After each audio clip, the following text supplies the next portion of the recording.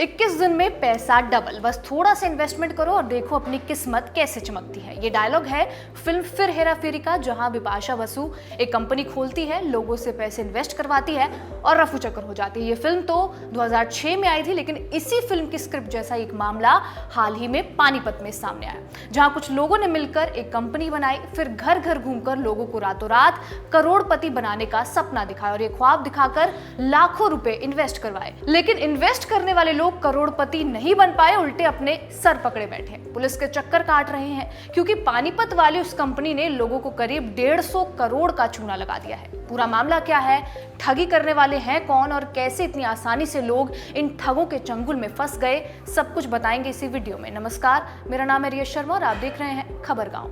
साल 2019 पानीपत के रिंकू ढांडा और उनकी पत्नी सोनिया ने GFX एकेडमी प्राइवेट लिमिटेड नाम से एक कंपनी शुरू की। इस कंपनी का दावा था कि वो ट्रेडिंग के जरिए इन्वेस्टर्स को मुनाफा दिलाएंगे।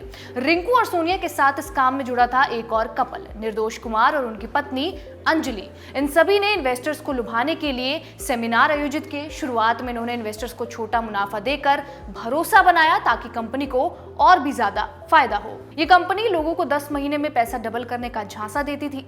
लोगों से अच्छा खासा इन्वेस्टमेंट लेने के बाद ये कंपनी 2024 में बंद कर दी गई। कंपनी गायब, कंपनी का ऑफिस गायब और लोगों का पैसा भी। जब लोगों को पता चला कि उनके साथ फ्रॉड हुआ है, बाकी फ्रॉड कंपनियों की तरह इस कंपनी से भी कुछ लोगों के अकाउंट में पैसे आए, लेकिन वो कुछ ही दिनों की खुशी थी। कंपनी के गायब होने के बाद कई लोगों ने इस कंपनी के खिलाफ शिकायत की। पानीपत पुलिस सुपरिंटेंडेंट लोकेंद्र सिंह ने बताया कि 31 मार्च 2025 को पुलिस के पास एक शिकायत आई। शिकायत करने वाले शख्स का नाम सुरेश है। सुरेश और निर्दोष एक दूसरे को बखूबी जानते थे। निर्दोष ने उसे अपनी company GFX academy private limited के प्लान के बारे में बताया। मई 2023 में निर्दोष रिंकू, सोनिया और अंजलि को साथ लेकर सुरेश के घर गया। चारों ने मिलकर अपनी कंपनी की बड़ी बड़ी बातें करके सुरेश को करोड़पति बनने के सपने दिखाए। सभी मिलकर ये कहने लगे कि उनकी GFX academy private limited company trading का काम करती है। इसके अलावा 10 महीने में पैसा डबल करने की बात भी कह डाली, साथ ही साथ पैसों की पूरी तरह से गारंटी भी ले ली। सुरेश करोड़पति बनने की आस में इन लोगों के जाल में फंस गया। 3 जून 2023 को उसने GFX की आईडी बना ली। रिंकू ने सुरेश से 10 लाख रुपए इन्वेस्ट करवाए, लेकिन कंपनी की तरफ से उसे किसी प्रकार की रसीद भी नहीं दी गई। आईडी बनने के बाद उसके खाते में थोड़े थोड़े कर 3,43,035 रुपए वापस आए। सितंबर 2023 में निर्दोष कुमार ने उसकी 20 लाख रुपए की एक आईडी और बनाकर पैसे ले लिए, इसकी भी रसीद नहीं दी गई। अक्टूबर 2023 में कंपनी लोगों का पैसा लेकर भाग गई। सुरेश की शिकायत के बाद पुलिस की स्पेशल डिटेक्टिव यूनिट ने मामले की जांच करना शुरू की। पुलिस टीम ने सभी आरोपियों के संभावित ठिकानों पर छापे मारे, लेकिन कुछ हाथ नहीं लगा। इसके बाद 15 अप्रैल 2025 को पुलिस ने आरोपी रिंकू को पंजाब के रूपनगर में मुरिंडा से गिरफ्तार किया।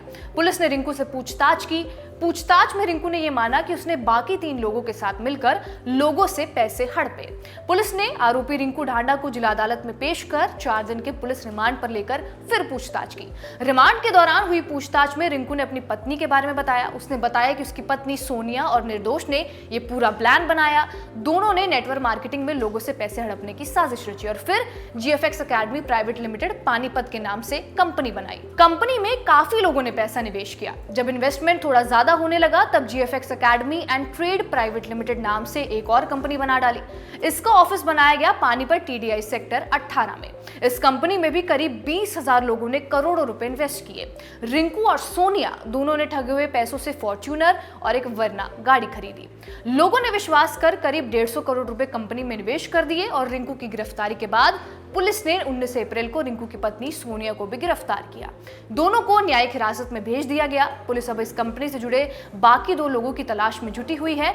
पुलिस का मानना है कि ये कंपनी बड़े नेटवर्क का हिस्सा हो सकती है, जिसमें और भी लोग शामिल हो सकते हैं। कंपनी के खिलाफ धोखाधड़ी के मामले में केस दर्ज हो चुका है और ऐसा ये मामला कोर्ट में चलेगा। ऐसी ठगी को लेकर भारतीय रिजर्व बैंक यानी RBI कुछ निर्देश देता है। निर्देशों के मुताबिक ये जरूर देखें कि कंपनी रजिस्टर्ड है या फिर नहीं, RBI या SEBI ने उसे मंजूरी दी है या फिर नहीं। कंपनी का नाम, पता और रजिस्ट्रेशन नंबर जरूर चेक करें। अगर कंपनी NBFC यानी कि नॉन बैंकिंग फाइनेंशियल कंपनी है तो ये चेक करें कि RBI ने उसे लाइसेंस दिया है या फिर नहीं। और सबसे जरूरी बात, कंपनी से लिखित में सारी जानकारी मांगे। आपको ये जानकारी कैसी लगी हमें कमेंट करके जरूर बताएं। बाकी ऐसी तमाम वीडियोस के लिए देखते रहिए खबर गांव। कैमरे के पीछे हैं अभिषेक। धन्यवाद।